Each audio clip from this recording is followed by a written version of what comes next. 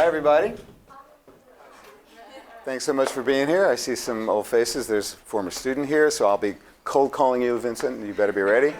No, it's great to be here. I was actually here about 6 years ago, and it's wonderful to be back. So yeah, I'm going to be a bit of a provocateur, I hope, get you to think about things in perhaps a different way. I want to challenge you to think about this question. And when I ask it, I've been asking this question a lot now. People have been asking me, I've been asking them. We've been having all kinds of interesting conversations. Are you leading the life you want? Most people say no. So that seems sad to me. And it creates all kinds of opportunities for all of us to rethink, well, what does it mean to be leading the life you want? What do we know from research in leadership development and in work-life integration, which I've been doing for almost 3 decades now? What do we know about how to bring together the different parts of life for mutual gain? And what I hope to do in this next 45 minutes or so is to give you some ideas, some models, and some tools that you can use so that you leave here with a specific plan for something that you're going to do that's new, that's you design to make things better in the different parts of your life. So I want this to be practical. This is not just going to be me talking. In fact, at a certain point very soon, I'm going to ask you to take out your smartphones or your computers and go to a site online and do an 18-item assessment. That'll take you about 3 minutes, which will hopefully provoke your thinking further. So thank you so much again, Ashley, for inviting me, and to all of you for coming. Let's start with this question, because this is about leadership and it's about work-life integration. It's really a marriage of those two fields, my approach. When I ask you this question, what comes to mind? What's your response in a word or phrase? Bless you. Creative. Creative, yeah, okay. What else? What other thoughts? Sorry? Gutsy. Sorry? Flexible, yeah, that's the one. I've been asking this question many, many times now over the last few years in talks about leadership from the point of view of the whole person. And that's the one I hear most, no matter where I go, whether it's in Santiago, Chile, or in Paris, or in Brooklyn. It's the need to be adaptive and creative. Sorry? Feminine? Feminine. I don't usually hear that, Gopi. But I think the bringing together of the masculine and the feminine and of embracing many different worldviews. Well, I want to start to get your mental juices flowing here, thinking about the concept of leadership and what it means to you. Because the models for leadership that most of us grew up with as children are no longer fitting for the world as it is. And so we need to rethink. So let me just take a little bit of a backwards view. How has the world shifted even over the 30 years that I've been teaching at the Wharton School? That's correct, 30 years. You can give me some love for that. 30 years, please. Vincent, come on. Things have changed a lot. So all kinds of societal shifts. And we've been studying at Wharton for decades now how attitudes and values of people at our school and elsewhere are changing. And of course, they're radical. The changes of the roles of women in society, of the nature of work, what people expect of work. This, as you can see, if you see that young man in the middle there, do you recognize him? That's me 20 years ago in one of our early conferences on how to integrate work in the rest of life. So we've been at this for a long time, and we went into the field to look for models. Who's doing this well? Who's integrating the different parts of their lives in a way that works for them and for their businesses and for their families and communities? And how do they do it? So that's what I'm here to share with you, the fruits of that research and where that has gone. But so many changes in terms of what people expect of work. One of the questions we've been asking for years is, do you expect to work at the same company when you graduate as when you retire? So I've been asking this since the mid-'80s of Wharton students. Back in the mid-'80s, what do you think the percentage of people who said, yeah, that's my plan, I'm going to work in the same company? It was about 70%. A while ago, not too long ago, I asked the same question of a group of 70 fresh-faced MBA students. How many of you plan to go to be in the same company your whole career? How many hands do you think went up? Well, there were two. There were two, and they were both heirs to major fortunes. So all kinds of changes in mobility. People expect to move, as probably most of you do. And naturally, the digital age has changed everything about the nature of human communication and how we build trust. And most importantly, as you think about yourself as a leader, and that's who I see when I look out on this room, is a group of developing leaders. So this is not about a position in a hierarchy. It's really about you as a person and how you mobilize people toward goals that matter. The big question is, what do you focus your attention on? And that's become a lot harder thing to manage in the digital age when the pull for your attention is sitting either close to your heart or in your back pocket all the time. So now, in the modern world, the boundaries between work and the rest of life are no longer on the basis of the natural flow of seasons and time and the sun rising and the sun setting. It's all internal. You choose when to turn it on, when to turn it off. Completely new. None of us grew up with that. So learning how to respond to that and globalization, so many other aspects have changed the leadership landscape, which requires us to think differently about what we mean by leadership. So that's where I want to start. It's just shake up your thinking a bit. Yeah, what I learned as a kid probably doesn't hold anymore yet. I still probably have it in my head. So we went out into the field and found, what is it that people do who are successful? And we found that there are these three principles that they follow. And they seem to be kind of universal across business sectors and indeed across countries. And I wrote about this in a book called Total Leadership, which really is the story of this course that I created initially at Ford Motor Company. So in 1999, I went to Ford Motor Company for 2.5 years. I left Wharton and was head of leadership development there. And there we had an opportunity to create some new ways of learning leadership. And that's where we created Total Leadership, which is about how to produce mutual gains, all right, in all the different parts. How to improve performance at work, at home, in the community, and for yourself. So it's about what I call 4-way wins, which are a lot more available to everyone than most people think. Most people think you have to balance and trade off, and that is the wrong way to think about the relationship between work and life. Because when you think about balance, you think, well, my career's getting better, I'm getting a lot more money, I'm a lot more authority, a lot more opportunities for creative action, and what's wrong with this picture? Didn't start with it. Say it again? Didn't start with it. You didn't start with what? You said what's wrong with the picture. You said that this person has a growth of creativity. Now I can be creative, but before they didn't. Yeah, so it's only after a certain amount of time. But what I mainly wanted to point to was the fact that if you think about the scales and balance and one going up and the other going down, it connotes this notion of trading off all the time. And that's your mental frame. You're thinking, I have to give something up in order to gain. And what I want to challenge here is the idea that that doesn't have to always be true. Of course, sacrifice is necessary. Of course, there's going to be disappointment, even tragedy. But in what we've seen now through many years of work in a number of different organizations and with students, is that if you look for opportunities to make things better in all the different parts, it's a lot more likely that you can do that than if you assume you can't. So how do you do that? Well, you got to think about these different domains: work, home, community, and self, and what they mean to you. And so what I described in this book was this step-by-step course, a program really that took about 4 months. And it starts with being real. So that's the first principle. What matters most to you?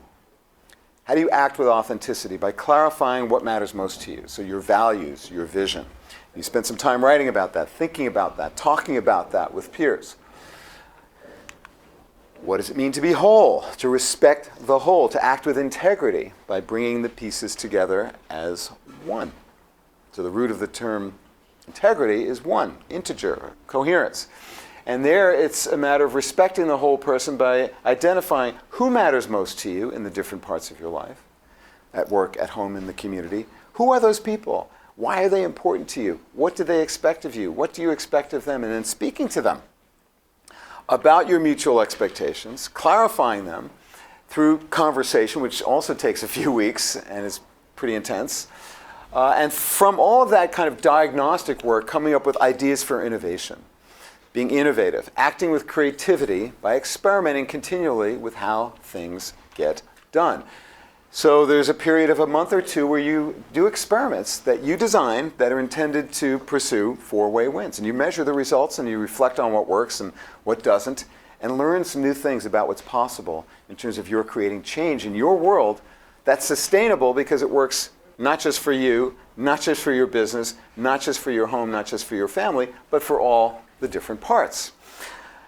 Well, reflecting on that, you draw insights for how you can take these ideas further and discover more such opportunities for creating meaningful change in your world. But the problem with this is that it takes about 4 months. And people were saying to me, well, what if I don't want the whole meal, if I just want to go to the buffet and just take a little piece here and there? Right now, I'm teaching this course on a MOOC on Coursera. And we've got almost 90,000 people that have enrolled in this class, so it's happening all over the world. But that's a 10-week process, and not everybody's willing to invest. So one of the reasons why I wrote the current book was to create a way that people could sample and access content in a faster, easier way. But the more pressing point was this question that I got wherever I went from super high achievers, and that is, well, come on, Stu. To be really successful, don't you have to sacrifice everything? And the answer is no. Now, you might think of people who are contrary to that, but I urge you to think about what success means for them and for you. And you might be quite skeptical right now as I'm speaking and thinking, well, Stu, you don't really understand. You don't get it. You don't know my family. You don't know my business life. You don't know my career. You don't know where I come from. You don't know what I'm trying. Well, of course I know none of those things. But what I'm asking you to do for this next half hour or so is just keep an open mind and see where this takes you, and thinking about what might be possible for you to take yourself to the next level that you haven't thought about. So the current book is a response to those two needs, something faster and easier, and to help to demonstrate that, in fact, the people who are most successful are those who don't forsake the other parts of their lives, but rather embrace them. And that's what I want to tell you about here, and hopefully inspire you and perhaps instruct you on how you can develop greater capacity for doing the same thing. Let me ask you to think about this chart here. You don't have to write anything. I just want you to think about this. So I'm going to ask you to take a quick snapshot of what I'll call the four-way view. So you've got these 4 domains, however you want to define them: work, home, community, and self. If you were to take 100 points and allocate them according to right now how important each domain is to you, how would you allocate those 100 points? Just think about that for a sec.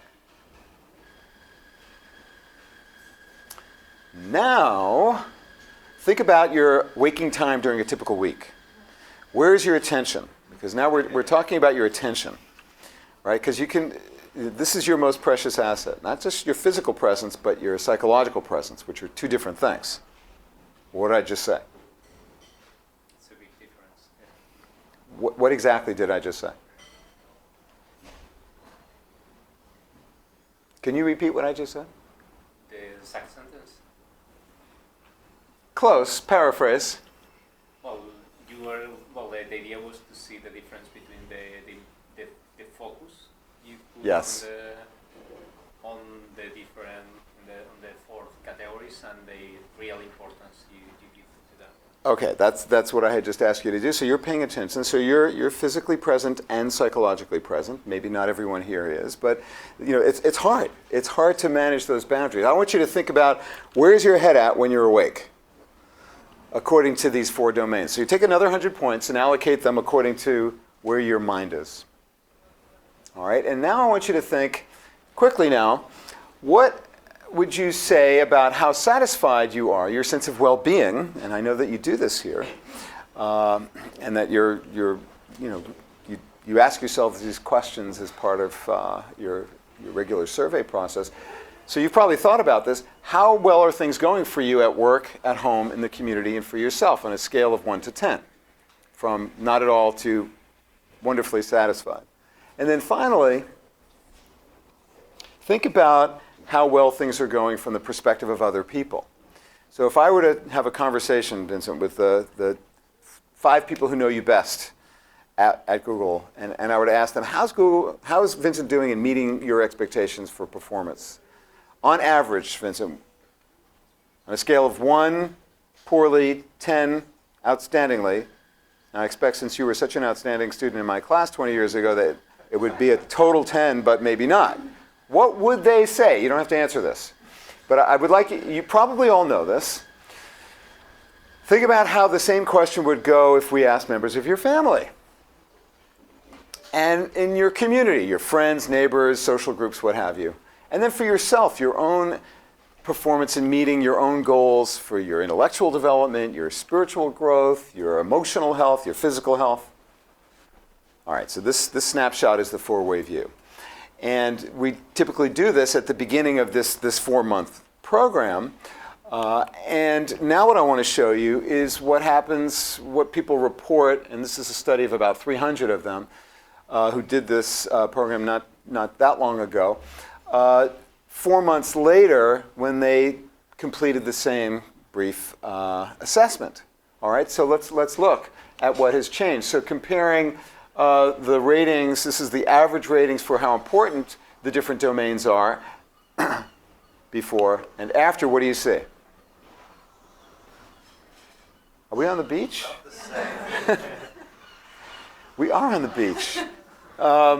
About the same. Yeah, exactly the same, right? So there's no drugs here. This is not a cult. There's no surgery. There's no your values are your values. They don't shift.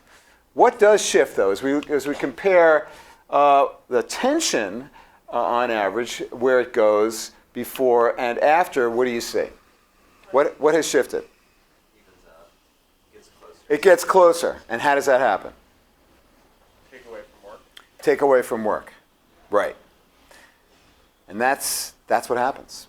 When you ask people to focus on, to discover more about what they care about, what the people around them need most from them, and then experiment with how to get things done that are good for them and good for you, what typically happens is some of the attention shifts away from work and towards the other domains. And often when I present this to senior executives, someone in the back of the room will say to her neighbor, "Who is this jerk and why did we bring him here? I don't understand what we're talking about. Why would we, is this what they're teaching at Wharton now? Less attention to work, why would we want that?" Well, we want that because if you look at the results in terms of improvements in satisfaction and performance, to a lesser degree, as assessed by the people, those are delta percentages, that 8%, assuming these data are valid, that's a positive number. So how do you explain that? Less attention to work, better satisfaction across the board, and improved performance at work. Less attention, improved performance. That seems paradoxical. How do you explain it? What's your theory? Maybe when you balance out stuff, then you can perform better at work. Maybe when you take care of things outside of work, you are less distracted when you're at work. That's one of the things that we see time and time again. Less distraction, better ability to focus. Any other reasons why you might see this result? Sir? Could they have dropped their standards of measurement? Sure. No, the measures change, and we ask about that. Yeah. So you become more realistic about what other people expect of you. So it's easier to meet those expectations once you realize that they're not as high as you thought. Yes, which in itself is quite liberating when you think about it. So yeah, you get a more realistic picture of what others expect of you. Other ideas? One specific example of this that I found is that if I take the time to work out in the middle of the day, I feel like I have more mental focus in the latter half of the day. Yeah. The afternoon malaise. Well, your brain is working differently. Like the Yeah. runner's high. So, and that, like the runner's high, yes, that does affect your performance. And one of the most common kinds of experiments that people do is that they do physical activity or they change their diet so as to make things better, not just for their physical health, their mental functioning, but their performance as assessed by others at work, as well as at home, as well as in the community. So there are some obvious reasons why you'd see positive gains. Well, so that's one way in which I'm trying to address the skeptics, but it's usually not enough. They want to know, how do I, conquer the world and do all this other stuff, all this nice stuff that you're talking about, Professor. Airhead, doesn't really know anything about the real world. But in fact, I was a senior executive at a big company for a few years, so I have some idea. Well, that motivated me to want to go out and find stories of super successful people, by most standards, by any standard, and to discover in their stories how they did it. And so I've got hundreds and hundreds of biographies that students have written and that I have investigated. And in this book, Leading the Life You Want, Skills for Integrating Work and Life, I've distilled it down to 6 people, some of whom you know well, some of whom you haven't heard of. And let me just tell you who they are, and then I'll tell you a little bit about how they got there and what you can learn from their model. So Tom Tierney, any of you know who Tom Tierney is? Bain. Yes, he was the former CEO of Bain. And in his mid-40s, in the late 90s, he quit as CEO of Bain and started up a Bridgespan, which was an offshoot that brought Bain's consulting services to the social sector. Now, Sheryl Sandberg, I know you all know, she used to work here, and I, 4 years ago, when she first got on my radar screen, she wasn't a household name as she is now. So there's probably not much more I can tell you about her story, although there might be, because my interview with her for this book revealed some things that you might find interesting. Eric Greitens, who knows Eric Greitens? Okay, Eric Greitens is the youngest of the group. He was a Rhodes Scholar, humanitarian worker in the 90s, went to war-torn areas, drug-infested areas to basically feed children and protect people. But wasn't really protecting them. In fact, realized that the heart is not enough, that when bad guys are out there, you need a fist too. So to protect people who are being hurt. So he became a Navy SEAL in his late 20s and then was deployed in the Middle East 3 times, won a Purple Heart and a Bronze Star. And when he came back, he created an organization called The Mission Continues, which helps wounded veterans heal by giving them opportunities to serve here back at home. Remarkable story. MichelleObama, most of you know who she is, but you may not know about her story and how she got to where she is. Julie Foudy, soccer fans? Hello? No? She's the co-captain of the women's national team that won the World Cup in the 90s and 2 Olympic gold medals. But she's in this book not because of her prowess on the field, but rather because of her leadership in women's sports to create parity between men and women in soccer, and also for her founding the Sports Leadership Academy, which empowers girls to become great leaders through soccer. And finally, Bruce Springsteen. Most of you are too young to know who Bruce Springsteen is, probably. He's the oldest of the lot, rock icon, true leader. Okay, so what can we learn from these people? How did they get there? Now I want you to actually take out your machines and go to this site, because there's an 18-item self-assessment there that's going to introduce you to the skills that these people have used. So I've taken those 3 principles of be real, be whole, be innovative, and broken them down into skills that anybody can learn. So first place to start is assess yourself on these skills. So tell me if you have any problem getting to this site, which is qualtrics.com/total leadership. Now, if you need a paper version of this, Ashley has a copy. Anybody need paper? Did you get who you're most like? Yeah. Who are you most like? Becca?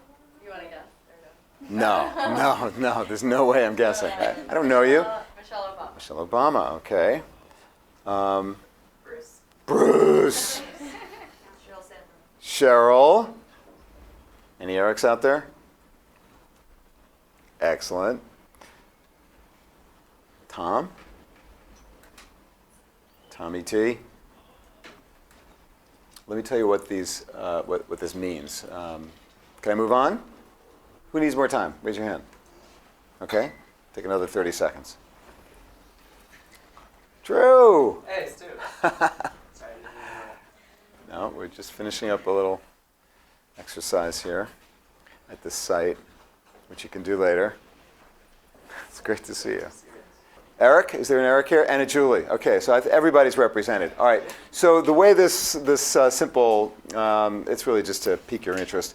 The way this works is that your strengths are most like these three people, the three skills that are particularly exemplary in these six people. So let me just go through those really quickly. So what I do in the book is I write, I've written New Yorker-style profiles of each of these six people, which you will find riveting reading, I'm certain, 100%. So if you like stories, the stories are fun. But then after each story, I analyze them in terms of these skills. Like, how did they cultivate these skills, and what does it tell us about how you can? And then in the back half of the book, and we're going to get to that in a second, there's a bunch of exercises that I've curated from modern research in psychology and related fields that you can pick and choose to focus on developing the skills that are important to you. And we're going to do one of those here before we're done. So with Tierney, for example, envision your legacy, really important skill. This is a guy who has, since his early days as a young adult, has been journaling and reflecting quite regularly and almost obsessively on his life. What am I doing?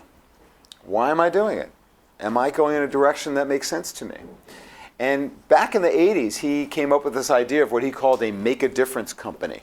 He knew he wanted to create a company that was going to make a difference in society. But he didn't know exactly what that looked like. So he talked about it, and the idea germinated. It was 15 years later that Bridgespan began.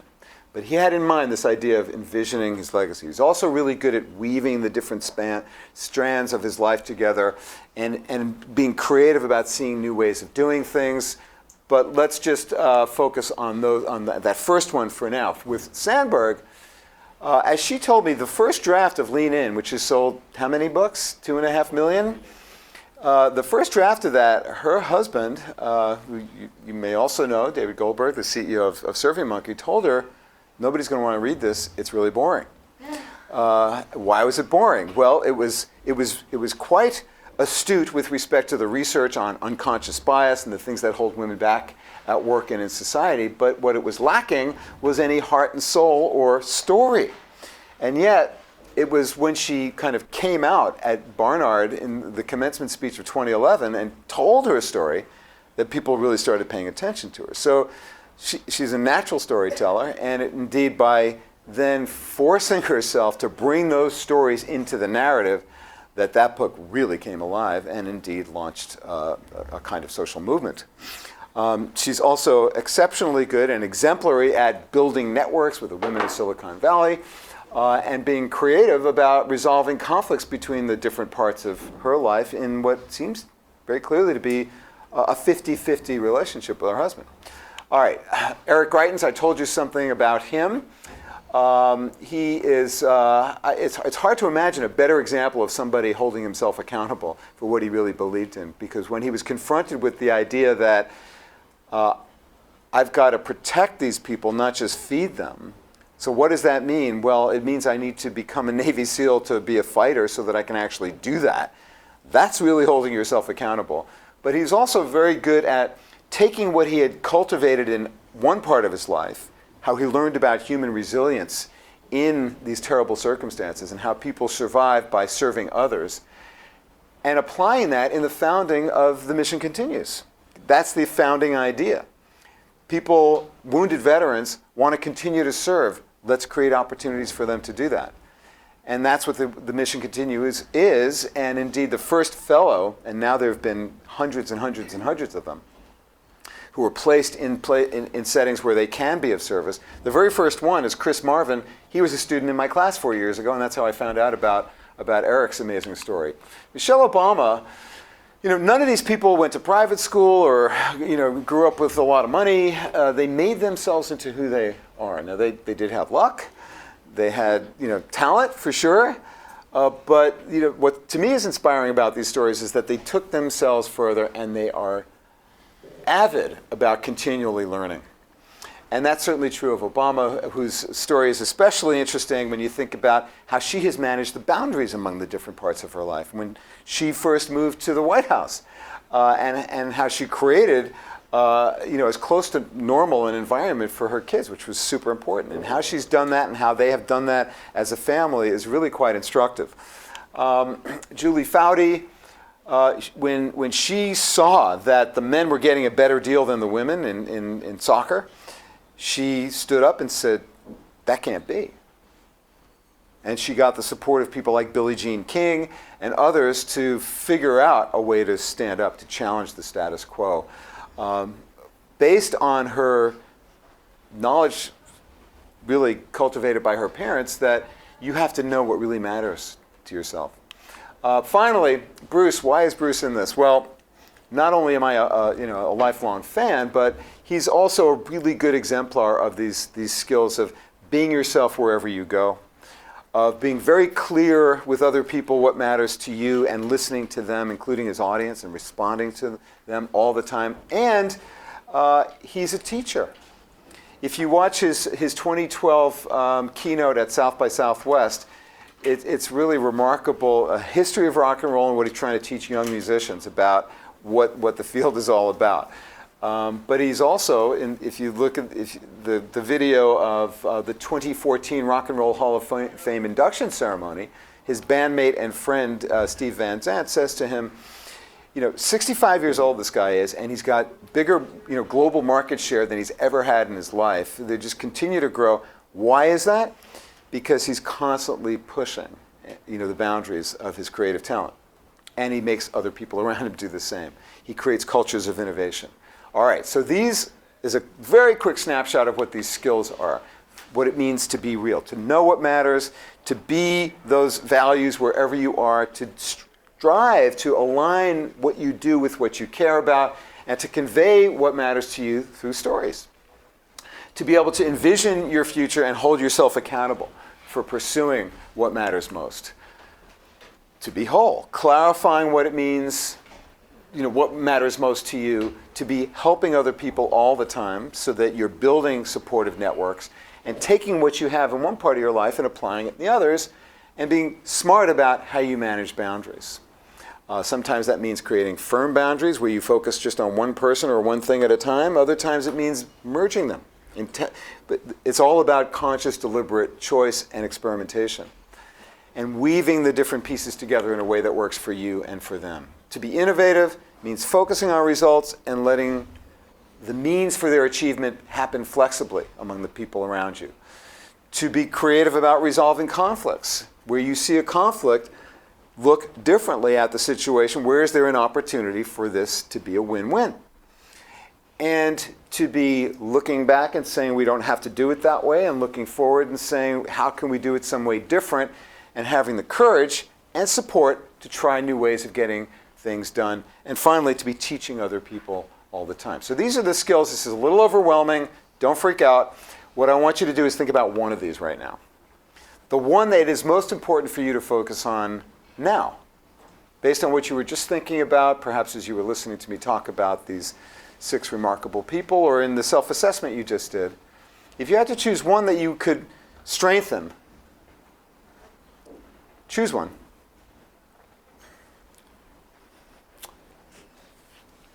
And then what I would like you to do is actually come up with an idea for how you could do that. And then talk about it with somebody else in the room that you're willing to talk to about this. So here's what I'm asking you to do. It's real simple.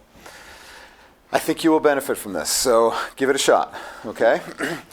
Which is the most important one for you to focus on? What could you do right now that would make you stronger on that skill?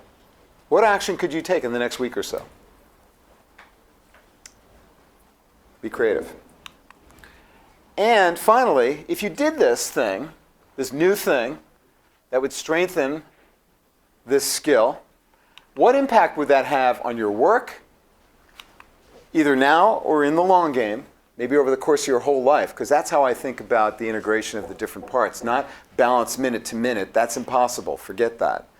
Think instead about harmony over the course of your whole life, as these people have, and as all of us have the capacity to do, at home, in the community, and for yourself. Where would be the positive impact of this thing that you might try that would strengthen that skill that's important to you? You can sketch out a note about this. This is actually what's on the back of the handout, but you probably don't need it. There is a handout. Do you have it? So just take a minute to think about, what could I do? What could I do now that would strengthen the skill that matters much to me? And what positive impact would that have on the different parts? All right, so just take a minute to think of an idea. It can be half-formed. All right, so here's what I'd like you to do. Do you have an idea? Not yet? You're still thinking? I want you to think with somebody else. Somebody preferably who you don't know. That would be better. So what I'd like you to do for the next 5 minutes, find a discussion partner, preferably someone you do not know. It's better that way and be more fun. Where you take a few minutes, here's what I'm thinking, what do you think? And she does the same. Is this something you're willing to do? Yeah. Okay, it's really simple. So you're coaching here, right? So all you have to do is, how would practicing this skill create a greater sense of harmony among the different parts and improve all of them? And what exactly would you be doing here? And how would you know this was improving your performance? So just ask those questions, pay attention, give someone else the gift of your caring attention for just a few minutes.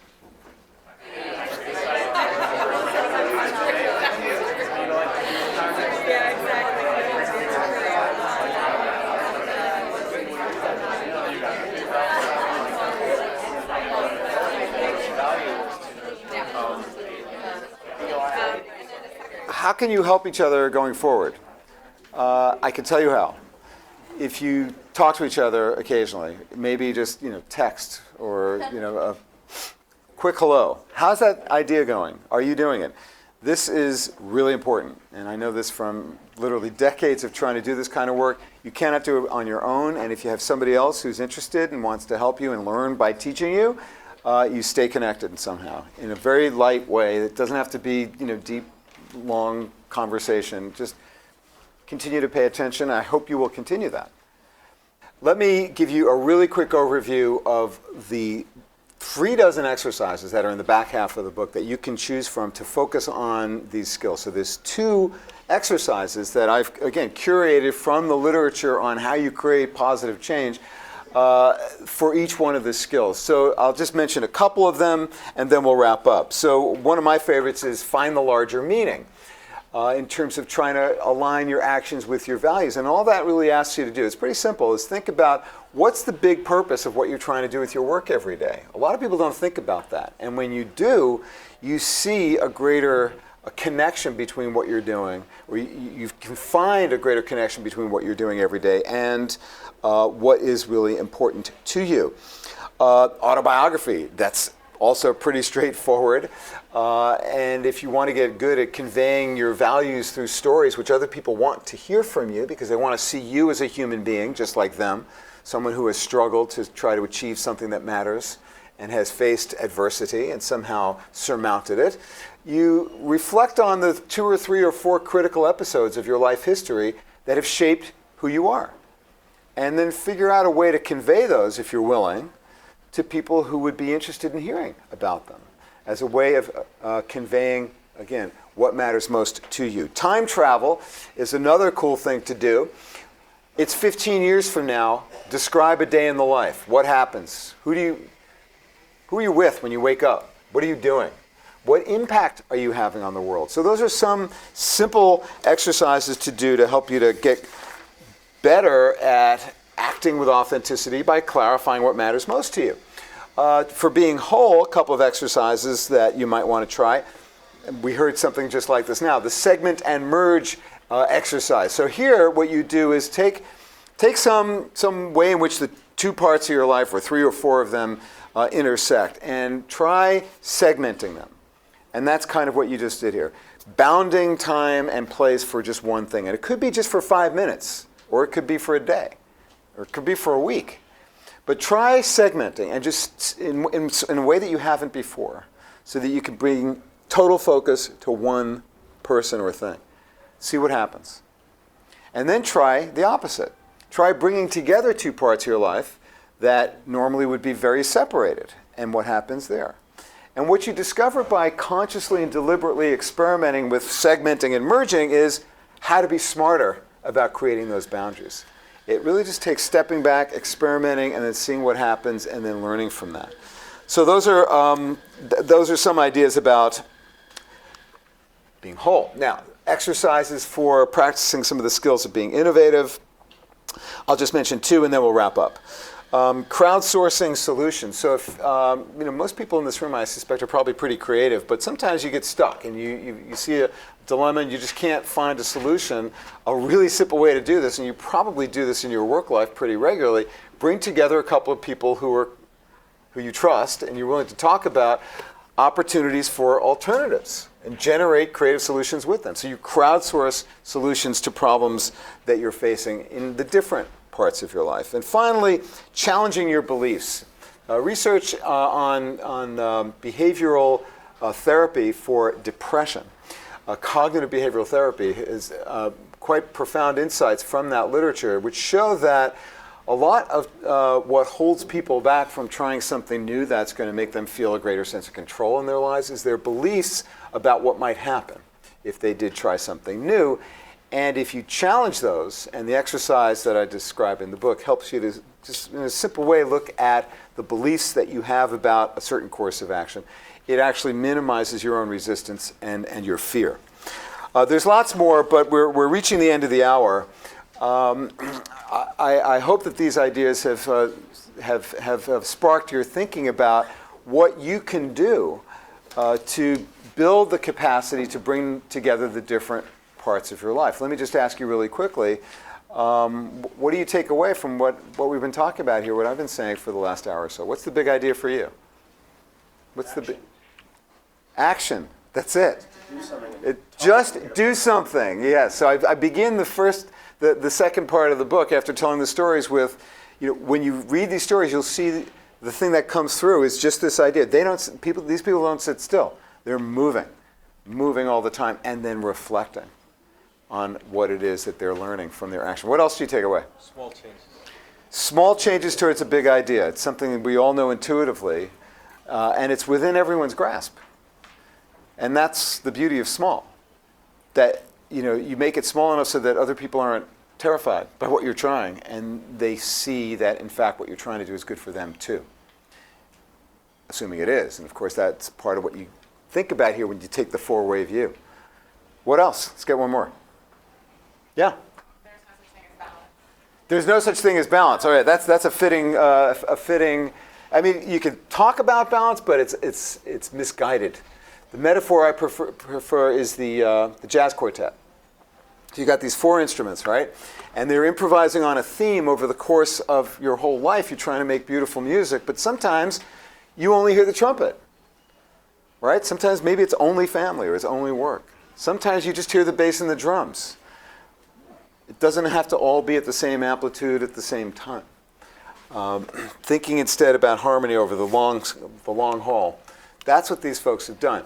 They also prove that achievement, significant achievement in the world, comes from taking action, taking compassionate action that's designed to take whatever is unique about you, your passions, your skills, your talents, and bringing them to bear in a positive way on the world around you.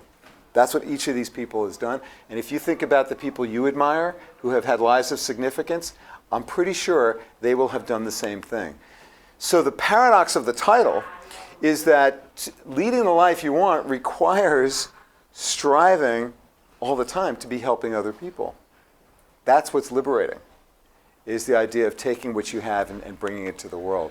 And that, finally, accomplishment in one's career or public life comes not so much at the expense of the other parts, but rather because of the commitments that you have to the different parts of your life. And you can develop these skills if you focus on doing so. And I hope that you'll continue to do that. So thanks for joining us today and for your attention. And thanks again, Ashley, for inviting me. Thank you all.